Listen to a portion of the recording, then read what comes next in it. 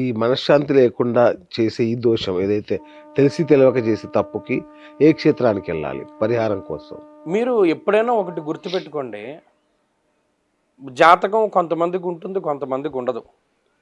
జీవితంలో బాగా లేదంటే జాతకం ఉన్నవాడు జాతకం చూపించుకుని పరిహారాలు చేసుకుంటాడు. అవును. జాతకం లేదు, పుణ్యక్షేత్ర దర్శనం, పుణ్యతీర్థ దర్శనం, లేదా అందులో స్నానం చేస్తూనే ఉండాలి. నెలకొక క్షేత్రానికి వెళ్ళగలిగిన, లేదు జ్యోతిర్లింగ దర్శనం. అచ్చా. సౌరాష్ట్రే సోమనాథంచ శ్రీశైలే మల్లికార్జునం ఉజ్జయిన్యాం మహాకాల ఓంకారమమలేశ్వరం పరల్యాం వైద్యనాథంచ డాకిన్యాం భీమశంకరం సేతుబంధేతు రామేశం నాగేశం దారుకావనే వారణాస్యాంతు విశ్వేశం త్రయంబకం గౌతమీ తటే హిమాలయేతు కేదారం గుష్మే సంచ శివాలయే అన్నారు. యస్య స్మరణమాత్రేణ సప్తజన్మ కృతం పాపం వినశ్యతి. కేవలం ఈ శ్లోకం ప్రతిరోజు చదువుకోవడం వల్ల 7 జన్మల్లో చేసిన పాపం పోతుంది. అలాగే మనం చెప్పుకున్నాం గతంలో కూడా దశపాపహర దశమి గురించి. దశమ్యాం హస్త సంయుతో అన్నాడు. జ్యేష్ఠమాసే సితౌ పక్షే దశమ్యాం హస్త సంయుతో. అప్పుడు కూడా 10 జన్మలుగా చేసిన 10 రకాల పాపాలు పోతాయన్నాడు. నిరంతరం పరమశివుని యొక్క జపం. గ్రహాణం నవధాన్యాన్ని సద్విపాయ నివేదయేత్ గ్రహదోషం నిహంత్యాసు పాపం పంచాక్షరీ తథా. గ్రహాలకు సంబంధించినటువంటి ధాన్యాలు దానం ఇస్తే గ్రహదోషం ఏ విధంగా పోతుందో పాపం పంచాక్షరీ తథా. పంచాక్షరీ మంత్ర జపం వల్ల కూడా పాపం పోతుంది. జపతో నాస్తి పాతకం. వాడు ఈ జ్యోతిర్లింగాలను దర్శించుకుంటూ, శక్తిపీఠాలను దర్శించుకుంటూ, జపాలు చేసుకుంటూ, వాడికి తోచినటువంటి దానం చేసుకుంటూ ముందుకు వెళ్ళడం ద్వారా వాడి కర్మల్ని దగ్ధం చేసుకోగలుగుతాడు. ఇది మంచి సజెషన్. ఇప్పుడు ఒక అమ్మాయికి 30 ఏళ్ళు అవుతుంది, పెళ్లి కావట్లేదు, అది కుజదోషమే కారణమా? అవ్వదు. అదే చెప్పాను మీకు. కొంత పెళ్లి లేట్ అయితే అందరూ కుజదోషం అని చెప్తారు. అవును. కానీ కుజదోషానికి ఎక్సెప్షన్స్ ఉంటాయి. ఇప్పుడు ఉదాహరణకి ధనే వ్యయేచ పాతాళే జామిత్రే చాష్టమే కుజే ఈ స్థానాల్లో ఉంటే కుజదోషం. దీనికి ఎక్సెప్షన్స్ ఉన్నాయి. ఏమి చతుస్సప్తమగే భౌమే మేష కర్కిషు వక్రగే అని ఒక ఎక్సెప్షన్ శ్లోకం చెప్పాడు. ఇదిగాక సుముహూర్త సాధనం అనేటువంటి ఒక గ్రంథంలో స్పష్టంగా కొన్ని విషయాలు చెప్పాడు. పలన లగ్నాలకి పలన స్థానాల్లో ఉంటే కుజదోషం అన్వయం కాదు అని చెప్పాడు. అలాగే వివాహం ఆలస్యం అవ్వడం అన్నది కుజదోషం వల్ల జరిగేటువంటిది కాదు. వారి జాతకంలో ఇంకో ఉదాహరణ ఏంటంటే, ఒక అమ్మాయికి 33 పెళ్లి టైం. ఆ అమ్మాయికి 22 ఏళ్ల దగ్గర నుండి సంబంధాలు చూస్తారు. మీ ట్రైన్ 12ంటికి 7ంటికి వెళ్ళి స్టేషన్లో కూర్చుంటే వచ్చిపోయే వెళ్ళే ట్రైన్లన్నీ చూస్తారు. అంతే. మీ ట్రైన్ వచ్చాకే మీరు ఎక్కగలుగురు. అలాగే 33 ఏళ్ళకి పెళ్లి టైం అయినప్పుడు 22 ఏళ్ళ నుండి సంబంధాలు చూస్తూనే ఉంటారు, అవ్వదు. అందుకని నేను చెప్పేటువంటి బెస్ట్ సజెషన్ ఏంటి అంటే, అసలు పెళ్లి టైం ఎప్పుడు వచ్చింది కనుక్కోవాలి. అదే సరిగ్గా చెప్పట్లేదు చాలా మంది. అయిపోయింది, వచ్చేసింది, దాటిపోయింది. అంటే కొందరు గురుజీ కళ్యాణ వెంకటేశ్వర స్వామిని దర్శించడానికి కొందరు చెప్తారు, సుబ్రహ్మణ్య స్వామిని దర్శించండి అని కొందరు చెప్తారు. అసలు ఎవరిని దర్శించాలి ఇలాంటి వారు? ఏమంటే పరమాత్మ అందరూ ఒకటే. శ్రీ గురు చరిత్ర అనేటువంటి గ్రంథం శ్రీపాద శ్రీవల్లభ చరితామృతంలో చదివితే ఆయనే చెప్తాడు, నేనే దశమహావిద్యా స్వరూపము, నేనే తార, నేనే చిన్నమస్త, నేనే షోడసి, నేనే వెంకటేశ్వరుడు. ఇంకా చెప్పాలి అంటే బగళాముఖి ఆరాధన తిరుపతిలో విశేషంగా చేయబడింది. నిజమా? తిరుపతి పద్మావతి వెంకటేశ్వరులు ఇద్దరిని బగళాముఖి రూపంలో ఆరాధించినటువంటి వారు ఉన్నారు. స్తంభన దేవత. అది గురుచరిత్రలో ఉంది. ఇదేం నా సొంత కవిత్వం కాదు. వారిని బగళాముఖి రూపంలో ఆరాధించినటువంటి వారు ఉన్నారు. ఇటువంటివన్నీ కూడా శ్రీపాద శ్రీవల్లభ చరితామృతంలో కనబడతాయి.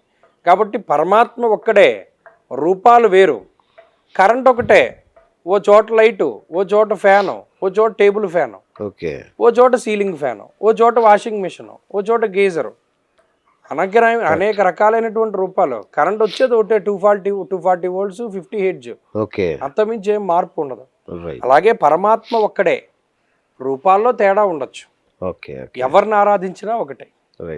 గురుగారు, ఈ మధ్య పెళ్ళిళ్ళు ఎలా తయారయ్యాయంటే, పెళ్ళైన ఏడాదికే విడాకులు అవుతున్నాయి.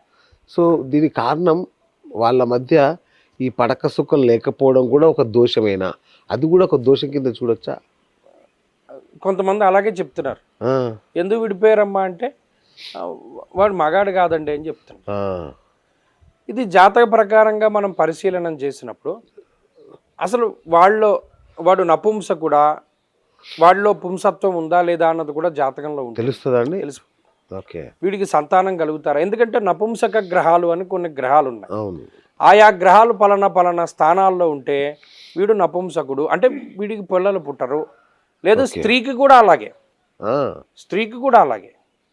ఇవి మెయిన్ ఏంటంటే ఇప్పుడు 90% ప్రేమ వివాహాలు.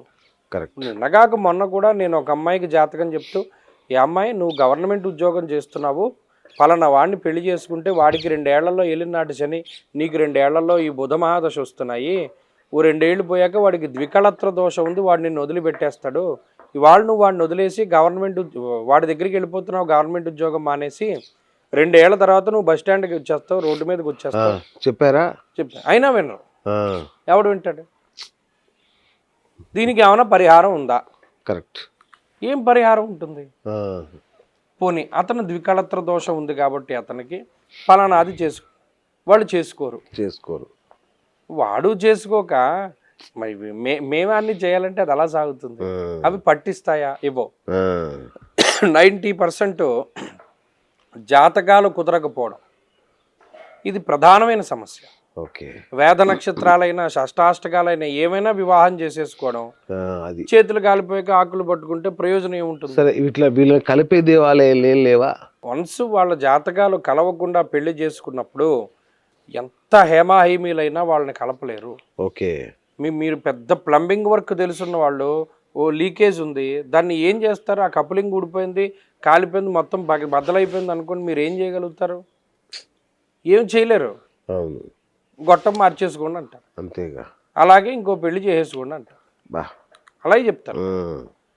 కొంతలో కొంత ఏదైనా అవకాశం ఉంటుంది అంటే అది ఏదైనా వాళ్ళ జాతకాలను బట్టి ఉంటుంది తప్పితే 90% ఇవన్నీ కూడా పెళ్లికి మునుపు చూసుకోవాల్సినవే.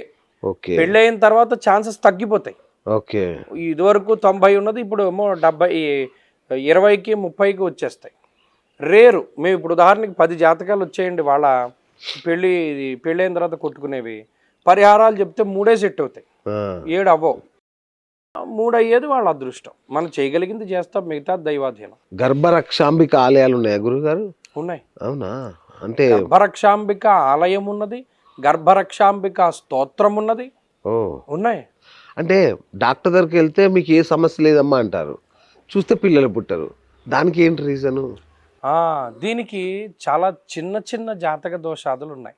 ఇప్పుడు మీరు ఇవాళ కూర్చున్నారే, ఈ ఇల్లు కట్టిన ఆయన వాళ్ళ పిల్లకి 20 ఏళ్ళు అయి సంతానం లేదు. సంతానం లేకపోతే మేమేం చేసాము, సరే కనబడ్డ రాయి రప్ప అని మొక్కుతారు, వచ్చారు, ఇవి చిన్న దోషం ఉంది, అయితే ఈ గుళ్ళు ఏమీ వద్దు, పలానా క్షేత్రం ఒకటి ఉంది అక్కడికి తీసుకుపోయి మనం చేద్దామన్నాను. చాలా చేసామండి, ఇలాంటి చేసినా పర్లా మళ్ళీ చేద్దామన్నాం. 2025 మార్చి నెలలో చేసాం మేము. అక్టోబర్ 14కి 2 కవల పిల్లలు పుట్టారు, అబ్బాయిలు. అది దానికి ఏమిటి కారణం? క్షేత్రము. ఓకే. ఆ క్షేత్రానికి ఒక్కొక్క శక్తి ఉంటుంది.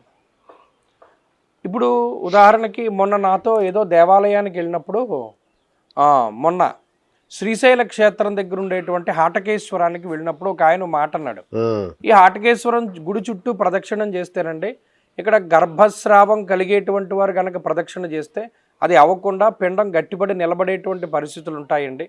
లేదా ఏదైనా అబార్షన్స్ అయిపోతూ ఉంటే ఇక్కడ ఉండేటువంటి మూలికా శక్తి ఎలా ఉంటుందంటే వాళ్ళకి సంతానం కలిగేలాగా ఉంటుందండి అని చెప్పి ఒక ఆయన మాట అన్నాడు. క్షేత్రం ఉంది, మేము వాళ్ళని తీసుకెళ్ళినటువంటి క్షేత్రం ఉంది.